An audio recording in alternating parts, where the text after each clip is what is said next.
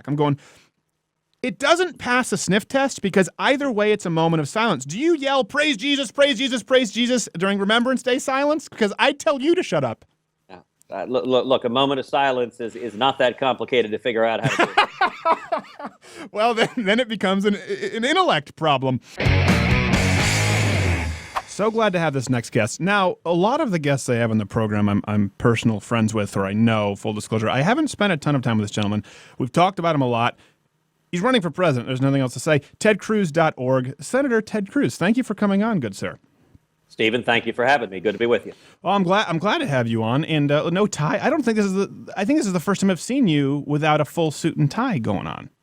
Oh, that's well, I just made it home, so I lost the jacket and tie, and I'm much happier that way. Well, good, because our demo they're a bunch of basement-dwelling miscreants who are 29-year-old males, and they'll want to feel more laid back. All right, listen. Full disclosure. So are you telling me I would be better off if I was wearing my Van Halen concert shirt?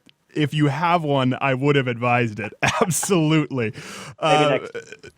Listen, if we have you back and you wear that it doesn't matter what you talk about regarding policy, that will be the comment section. I will tell you this. I didn't actually see Van Halen in concert, but I do have somewhere a Pink Floyd concert shirt because I saw Pink Floyd in 1988 in the Astrodome. Wow. I am not a Pink Floyd fan. This has started horrendously. That's all right. I like some of their music. My thing is, it's kind of the same thing with our generation. I would say the Mars Volta, where music can be great, and then there's a certain point where it becomes pretentious. Let's just put in a bunch of noise, and I'm no longer paying attention. But I will say it was unusual to see a gigantic pink pig floating balloon in the Astrodome. That was more than a little different. I can't imagine. So, well, that brings us to I just forgot the gentleman's name. Oh, gosh. The Pink Floyd guy who just did that film, The Wall. I always forget his name. Jared, can you help me here? Anyway, he just came out and did this whole thing with Israel, that no one should go and perform in Israel. And I think, was it Roger Waters? Roger Waters. Sorry, there you go. That's how dumb I am. A senator's correcting me on my rock history. Oh, this is a rough start. But speaking of which, so he says, no one should perform in Israel. I'm sure you've kept on top of this right now. You just issued a challenge to Barack Obama and this administration. Yeah. For context, they called you offensive. They basically called you out, as well as Christians, because of their position on Syrian refugees. So you go ahead. The floor is yours, sir. Well, yesterday and today, President Obama has now 2 days in a row attacked me directly. He did it first from Turkey, and then today from Manila. Yesterday, he attacked me, said I was un-American. Today, he attacked me and said I was offensive, all because I'm saying what millions of Americans are saying across this country, which is that we disagree with Barack Obama and Hillary Clinton's plan to bring to America tens of thousands of Syrian Muslim refugees. I think it is lunacy when this administration can't vet them, has no idea who among them may be ISIS terrorists, but because of political correctness, they want to bring them here anyway. And President Obama says, those of us that want to keep this country safe and keep ISIS terrorists out, we are offensive and we're un-American. It really is remarkable. It is remarkable. Have you, I know Barack Obama, President Obama, is not a big fan of you. Have you spent a significant amount of time with him personally? Is he, no? Very little. I mean, I've met him at a few events, and he's a little bit aloof and standoffish. But I'll tell you my response today. I said, look, if he's going to 2 days in a row attack me, now it's a little rich to call me un-American as he's standing on foreign soil. But I said, listen, if you want to insult me to my face. Right. I said, why don't let's have a one-on-one debate anywhere you like. My one preference, I'd like to do it in the United States of America and not in some country overseas. But a one-on-one debate on his Syrian Muslim policy, a one-on-one debate on his foreign policy that's been a disaster. And if he's so confident, and today also he was lecturing all the Republicans saying we're scared of the media, right, which is more than a little hypocritical given that he's usually surrounded by sycophantic reporters who are kissing his behind, saying how wise he is because he never wants any real questions. And banned Fox News for a while. It'd be funny if it weren't lives, at stake right now. That's exactly right. It's kind of, Jared, I'm getting a little bit of reverb here, so I don't know if you want to tone that down. But one thing I will say It reminded me of Green Day, where they recorded American Idiot, and they recorded it in England. And they got into a sort of a war of the words with the Killers. I think it was Brandon Flowers who said, listen, you have your right to express the opinion, but you have a bunch of English people shouting, yeah, American Idiot, and that's just cowardly. And that's a big thing. Character is an issue here. Yeah. But here's something I want to add. Jared and I have talked about this. Now, you're obviously deeply Christian. I don't feel I'm mischaracterizing you. I don't want to put words in your mouth. But you've not necessarily been seen as we've had Governor Huckabee on, maybe a social conservative, as though that's your main cause. You're seen as a constitutionalist. Sometimes you do have to go, well, yeah, the Christian thing to do obviously is be sympathetic. Of course, that's not a way of policy. Sometimes you do have to put your Christian hat on, and sometimes your American hat on. And with national security right now, how do you balance the two? Well, listen, my faith is the most important thing in who I am. Sure. And all of us, the American people, we are compassionate people. We always have been. If you look at these refugees, I mean, it is a humanitarian crisis, and it's a crisis caused by the utter failures of the Obama-Clinton foreign policy.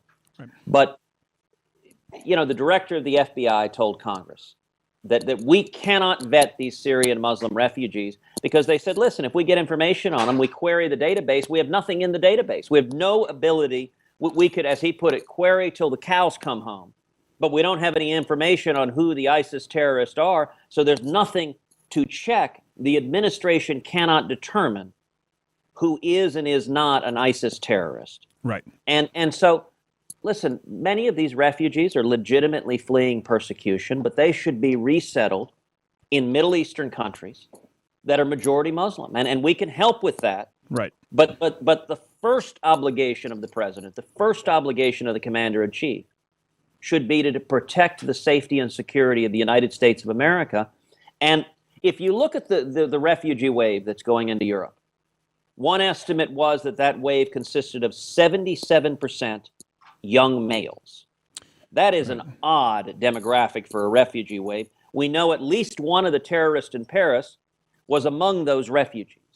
Right. And it doesn't make any sense at all for President Obama and Hillary Clinton to be bringing in tens of thousands of Syrian Muslim refugees when ISIS has said they intend to carry out terrorist attacks just like Paris here in the United States and to murder hundreds, or if they can, thousands of Americans. We should protect America first. No, I agree with you. And I was talking about this today. Did you see the Turkey, the soccer game, the Turkish fans? Did you see that video I did today? not. Okay. Well, let me kind of give you a briefing here. But by the way, Stephen, you'll like this, but links to your show light up my Facebook page. So Don't admit that. Don't admit that. All the time. I'm just telling you. Do not admit that on air. The folks on my stream are big fans because I click on things all the time from you on Facebook. Thank you. Well, today, actually, we just had a violation of service on Facebook. They said, I said, okay, hold on a second. Tell me which post. They didn't tell me which post, and they didn't tell me which policy. Listen, I mean, listen, that's why I say be careful, because we're pretty edgy. I'm an entertainer, and I'm always very straightforward that we're not profane, but we do some very offensive things, so people know that going in, and Facebook had a problem with it. We've had denial of service tactics on the sites, angry. I mean, right next on Care, I'm next to Salman Rushdie and Mark Stein. And what people don't, and this actually ties back to the point about Turkey, people think, oh, you're on Care. Well, have they blown you up yet? Well, no, but we have had all kinds of cyber attacks. They've tried to take down the site. They have successfully a couple of times. YouTube, Facebook. So Turkey, there was a moment of silence. Who was Turkey playing? Do we know, Jared? Was it? I don't know. One of those Europe. I can't stand soccer. Men in pink jerseys with buns in their hair. I'm a hockey guy. So they had a moment of silence, and they were yelling out what definitely sounded like boos and Allahu Akbar. And to the point you can see the player reactions where they're shocked. Now, the left has tried to spin it, saying they were actually shouting out martyrs never die. And there's two theories.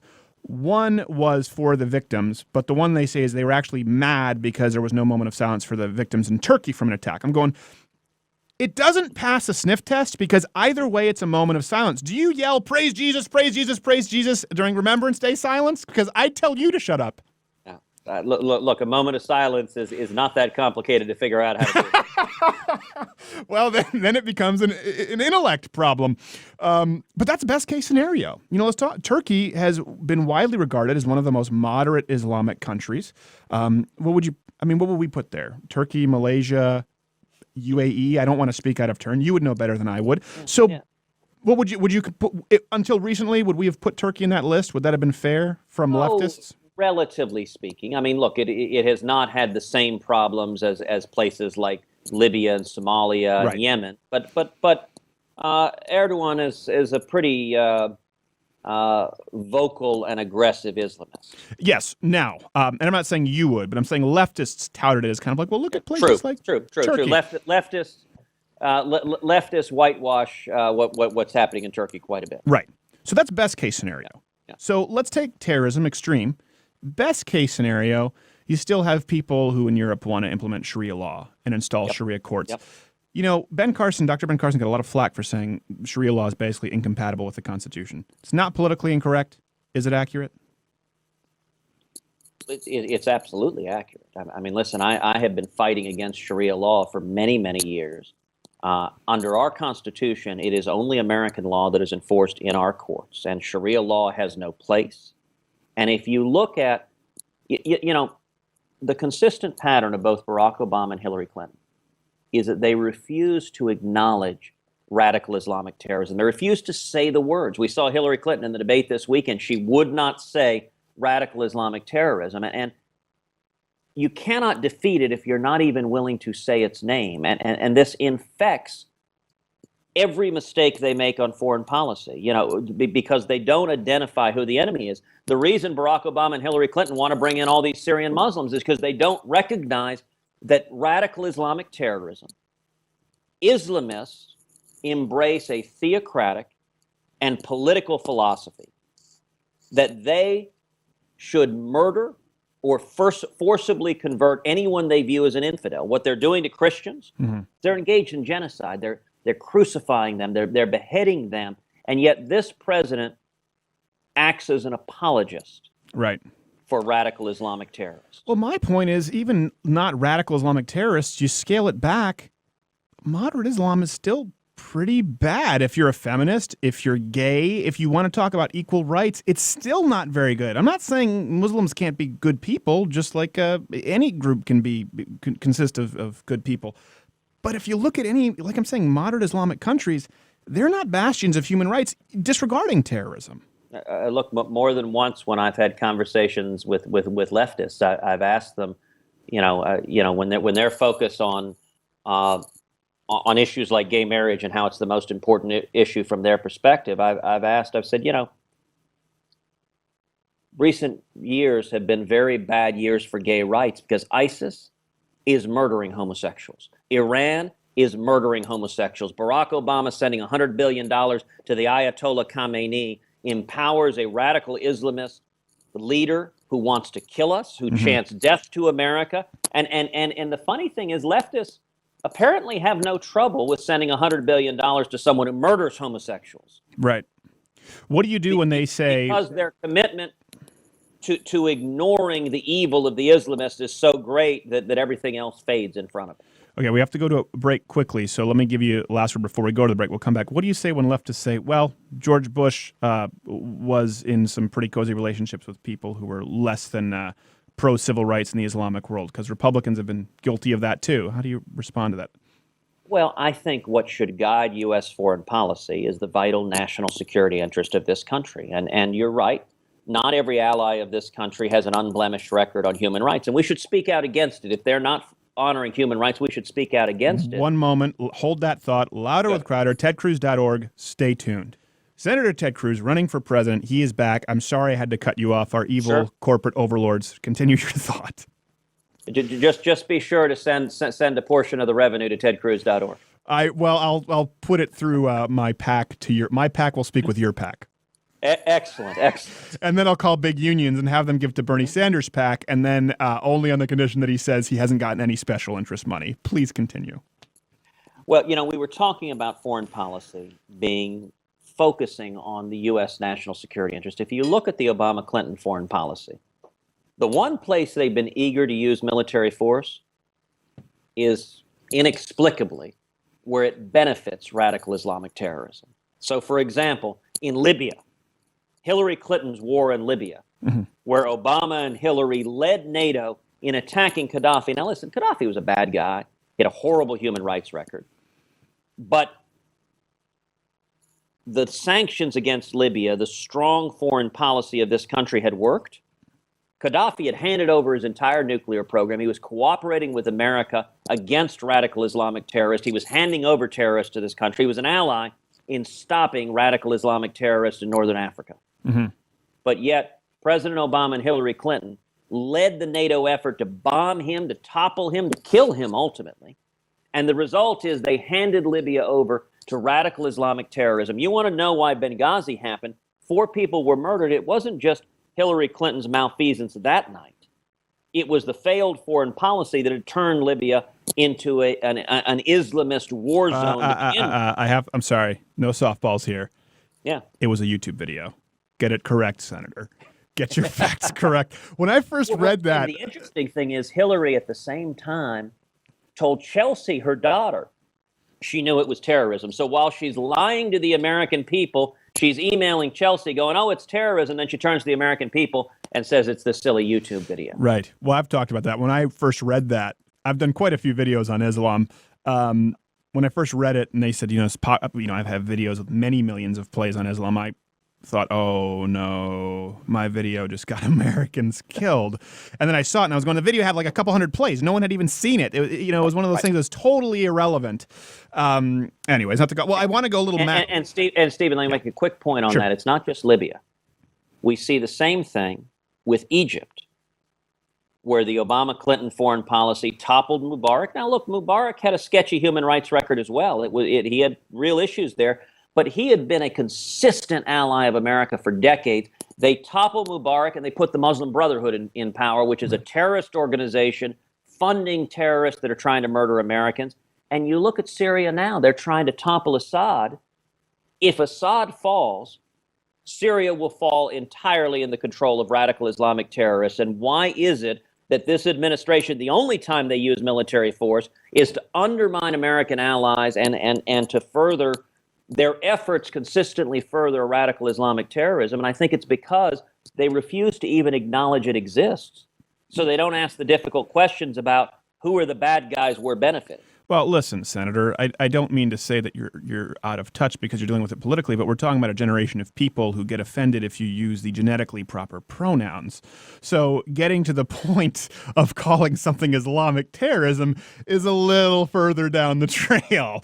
Look, these guys are so nutty that the federal government is going after school districts trying to force them to let boys shower with little girls. Now, listen, I'm the father of 2 daughters, and the idea that the federal government is coming in saying that boys with all the God-given equipment that boys can be in the shower room with junior high girls, this is lunacy, and I bet you there are a whole lot of parents, particularly parents of daughters, they're not eager to have the federal government saying, guess what, your daughter has to shower with a boy if he wants to be in there. Yeah, I know. And that's, leftists simplify it to love versus hate. And we're going, well, hold on a second here. This is an issue that has gone on for all of time, the gender differences, which now we have to act as though it doesn't exist. And there's intersectional feminism. I mean, I don't want to get off too far off into the weeds, but I will say this. If I am a Republican candidate, I'm just a younger guy. We have a much younger demo. I mean, there isn't even second place in the conservative sphere with people as young as us. And I actually want to get to something that I think would be important for you in connecting with them. But there are 4 winning issues for Republicans. Free speech, that's a winning issue. The pendulum shifted. Guns, that's a winning issue.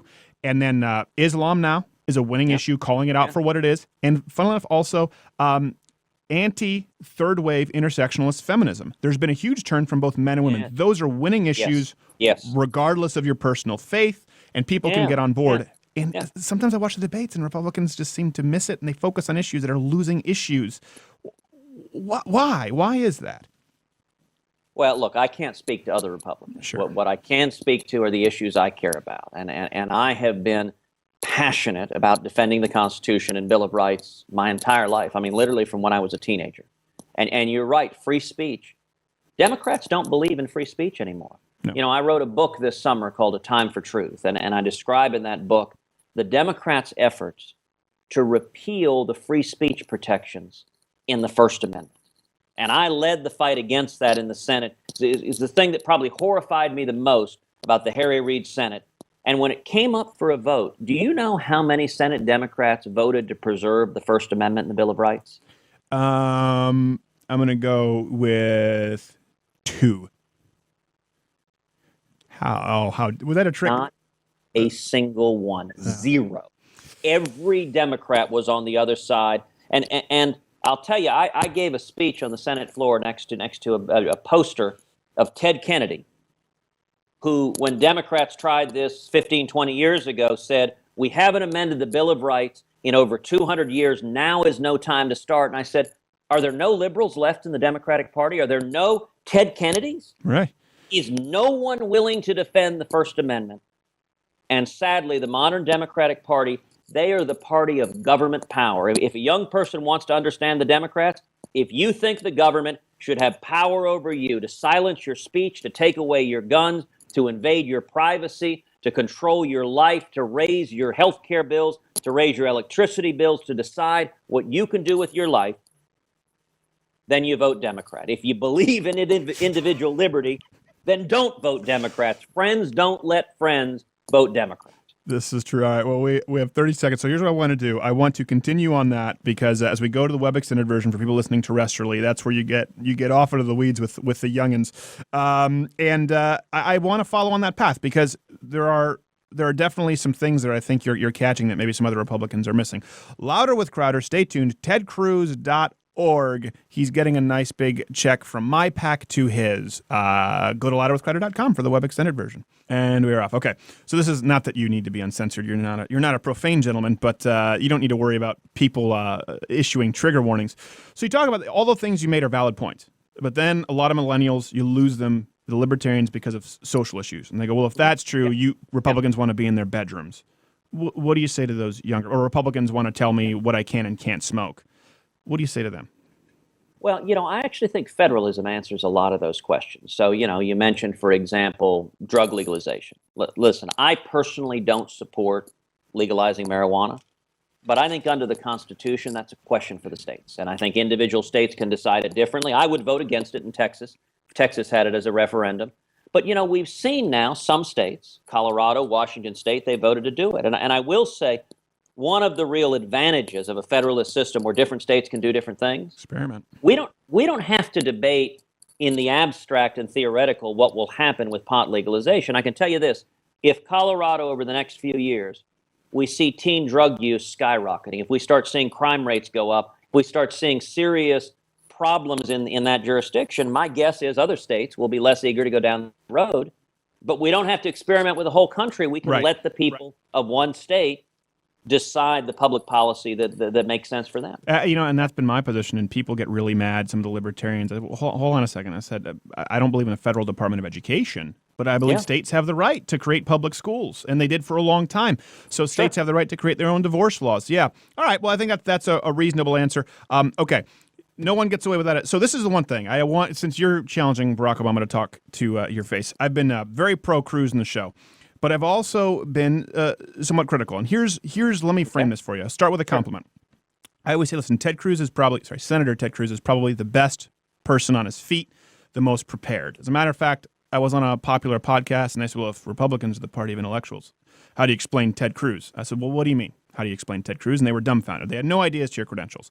So that, yes. And I've watched you speak, and I say he can go off book.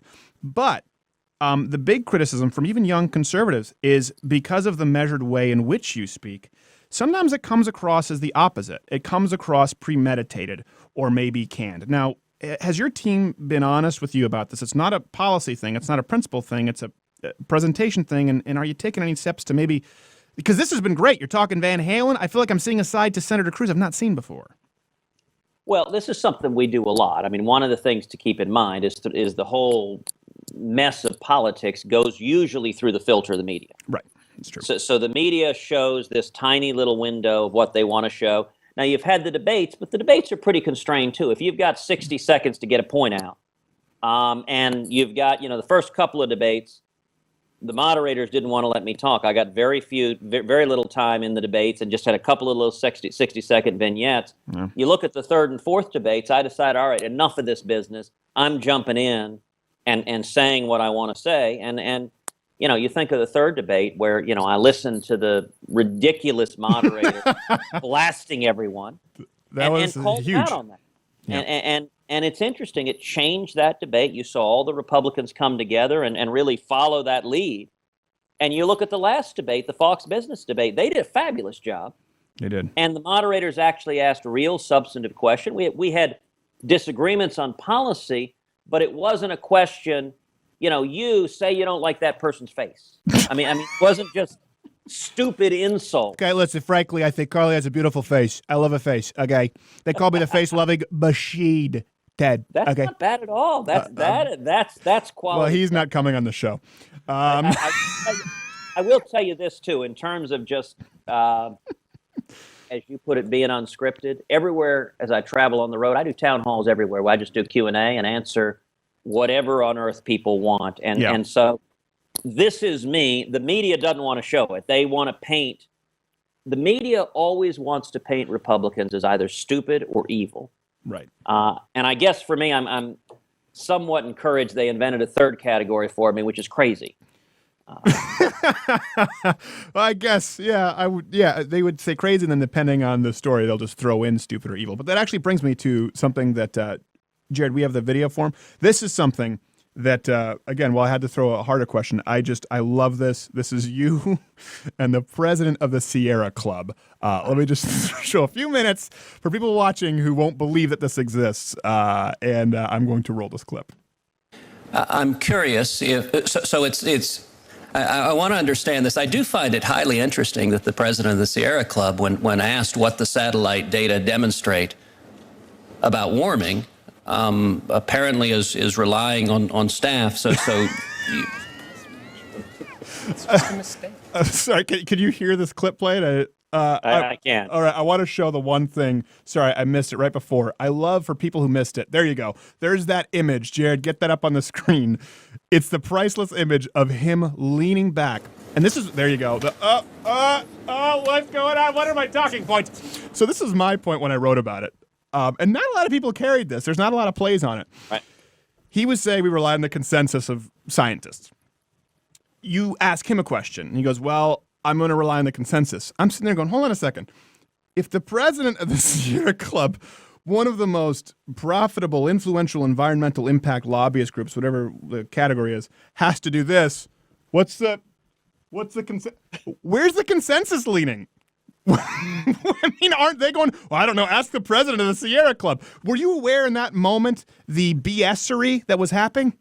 Look, I was astonished at just how little facts or science or data, and you look at essentially the global warming alarmists, right? And they're not engaged in science. I am the son of two mathematicians and computer programmers and scientists. I believe in science and data, but I think public policy should actually follow the science and data. So the question that I was asking the president of the Sierra Club is, how do you explain the fact that the computer models that you're relying on show that the Earth should be warming dramatically? And he actually testified the Earth is cooking. That was his term, cooking. Yes.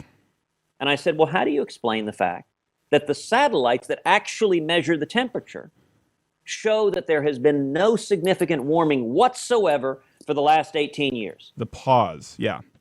And he was unaware of the term, which is a very common term. He had no idea what it was. And mind you, this is... It's like me going, Senator Cruz, Sierra Club. Have you heard of a bill? I mean, it's kind of right under his purview.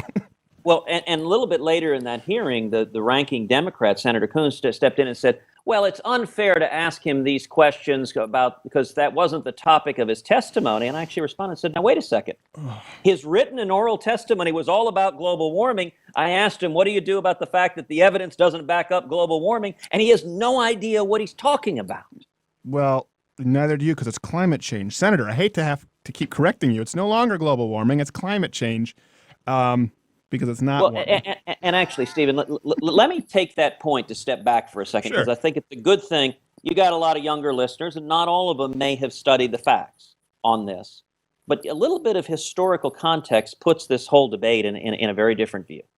So 30, 40 years ago, a bunch of left-leaning politicians and scientists told everyone we were having global cooling, that we were headed to another ice age. And their solution to this was a massive government takeover of the economy, the energy sector, and our lives. But then the evidence didn't back it up. It turned out the Earth was not cooling. Then a few years later, these same liberal politicians and a lot of these same scientists came back and said, no, actually the Earth is warming. We have global warming. Mind you, the exact opposite of what they just said a few years earlier. Right. And their solution was massive government control of the economy, the energy sector, and every aspect of our lives. Then fast forward to the past couple of years, we went through 18 years with no significant warming whatsoever. The evidence doesn't back it up. And then, as you noted, the theory magically transmogrifies, and it becomes climate change. Now, climate change, for a politician who wants power over your life, is the perfect pseudoscientific theory because it can never be disproven. If it gets hotter or colder, wetter or drier, whatever happens, the magic theory is always right. Right. And interestingly enough, their solution is exactly the same as global cooling and global warming. It is massive government power over you and me and everybody else. And you start to think maybe Al Gore and the rest of these guys just want more and more power. And it's what we said earlier in the show. You want to understand Democrats, they're all about government power over you and me and the individual. Well, I'm not a conspiracy theorist. I'm quite confident Al Gore is dead after the Antarctic sheet was proven to be growing. No one's seen him since. It's interesting that you say that because a big thing, too, because the paleo movement and a lot of these younger people, they're very, since the science on diet directly affects them, they're very abreast of this. And so they go, well, hold on a second. The same people who pushed against saturated fats were this neo-vegetarian sort of lobby, and they pushed for basically artificial vegetable oils and trans fats. So now they're pushing against trans fats, and we've changed our stance. I think, was it the FDA? Changed their stance on eggs and butter in moderation. Yep. So these same people will talk about that and recognize the same group, the hypocrisy that switched, yet still think, well, you're just a climate denier if it comes to climate change. And it's a weird time. Same thing, you and I are declared science deniers by believing that the men and women are biologically different and that the ice sheet is growing.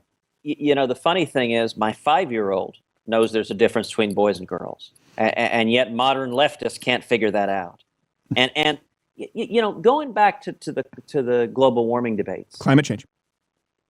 It is not science. It's religion. And one of the ways you know it, look at the language, denier. That's the language of theology. That is heretic. Right. Any good scientist should be a denier. The scientific method, what you and I learned in biology class in high school, was you start with a hypothesis, and then you use evidence to disprove it. That's the scientific method. And yet, the global warming alarmists, the evidence is a problem for them. So they just say, anyone that disagrees with my decree, I must have power over your life, you are a denier. Right. That's not science. Well, and what's funny, too, is you could even be, let's say, you acknowledge climate change. You could even maybe say, okay, we believe humans are the cause of it. You could maybe even go down the trail and say, even though none of it has happened yet, we believe catastrophic results. Maybe you can even go as far as Bernie Sanders and say ISIS is a result of climate change. Maybe you can, and still not believe that the United States government can fix it. You have to believe all those things to believe the president of the Sierra Club who's going, hey, what are my facts? Could someone give me the spreadsheet? So, and by the way, at that same hearing was the president of the U.S. Black Chamber of Commerce that said, for example, the Obama administration's new global warming rules would cost over 19 million minority jobs. 7 million African Americans would lose their jobs, and 12 million Hispanics would lose their jobs. So you need to understand, when these zealots want power, they want power over your life. They're trying to take away your job, and they're trying to jack up your electricity bill. If you're a single mom trying to make ends meet, the last thing you need is your electricity bill doubling. Sure. And yet these zealots want power over your life. I'd much rather fight for working men and women than for Washington to have power over us. Absolutely. And you take it one step further at the Cancun Climate Summit, where I went, and Ted Turner advocated China's one-child policy. My general theory is, if communist China tried it, let's maybe look toward another path. All right, let's be honest. You're in Cancun. You're not at a climate summit. Well, come on now. Come on, you're at the beach. Copenhagen was before that. Yeah, all right. But it's funny because, in Americans, now let's scale that back, right? I always say let's go to the extreme and then scale it back. So you have it. That's the worst for Americans. You double an energy bill for someone in Mexico who's not in Cancun, they die. They can't afford to heat their food. They can't afford that's what people don't understand. You're basically issuing a death sentence for third world countries. And that's a whole thing we get into a whole bunch, but I know you have to go. Senator, one thing I will say in parting, this has been fantastic. And we get a lot of comments where people who didn't even know Governor Huckabee or didn't even know Carly Fiorina. I think with this interview with some people who maybe didn't have you on their radar, you've become their guy. So if I were advising anything, and you can take it or leave it, you're funny. You're funny. You're good. Let that show a little more in the debates. I think people want to see that from you because you're good at it. And I dig it, man. Well, thank you, Stephen. We're doing it all the time. When I'm on the trail, when we're doing town halls, this is what we're doing. The media doesn't show it. Right. As we move closer to the election, we'll communicate directly. But I'll give you something that was just a week ago. I was up in New Hampshire, did a breakfast meeting. And at the end of it, they asked me about my favorite movie. My favorite movie is The Princess Bride. Oh, well, we're going to have to disagree on that one, but go ahead. Well, then you may not like what I'm going to say next, but with a little bit of prodding, they got me to recreate the entire scene where Miracle Max is resuscitating the Dread Pirate Roberts. And so if you want to Google and see me doing impressions of Billy Crystal and Carol Kane and Carrie Elwes and Mandy Patinkin, that happened a week ago on New Hampshire television. And if you want to link to it, my guess is people may chuckle. But I will give one defense of myself. All right. A good impression is good. A bad impression is better. People laugh much more at a bad impression, and I do bad impressions very well. Okay. Okay, so don't go there expecting, well, frankly, by Trump. But that was Trump was good. That was very well done. Well, you just have to. I know you don't get into attacking anybody, so I won't do it because it's you just have to think. Okay, I will say this, Stephen. Your show is huge. It's huge. It's huge. All right. Well, thank you very much. Yeah, listen, and I appreciate that you don't get down in the muck with politics. TedCruz.org. What's next for you, I guess? Are we looking at the next debates, or are there some big pivot points in the campaign trail you want people to look out for? We are on the ground every day, campaigning on the ground, building a grassroots army. We've got over 100,000 volunteers. We've had over 450,000 contributions of people going to tedcruz.org. And so what we're doing is we're going to keep focusing on building the team, on getting conservatives uniting. We're seeing conservatives and libertarians and evangelicals all coming together. And my focus every day is fighting to defend individual liberty, to defend the Constitution, to bring back jobs and growth. And you know what? To stand up against the menace of radical Islamic terrorism, because I want my kids, I want your kids to grow up in the land of the free and the home of the brave. And if we allow these lunatics to wage war against us and do nothing about it, we're risking the future of all of us. I completely agree. TedCruz.org. Thank you so much, Senator. People watching, click the box to go to the site and check out his site, Louder with Crowder. If you like this interview, subscribe or click one of these other videos to see interviews with other interesting people. And you may be asking, how do I know they're interesting to me? That's because they're qualified beyond the YouTube comment section, and they have a lot to offer the world. It's shocking, I know. Just give them the time of day. I think you'll enjoy it.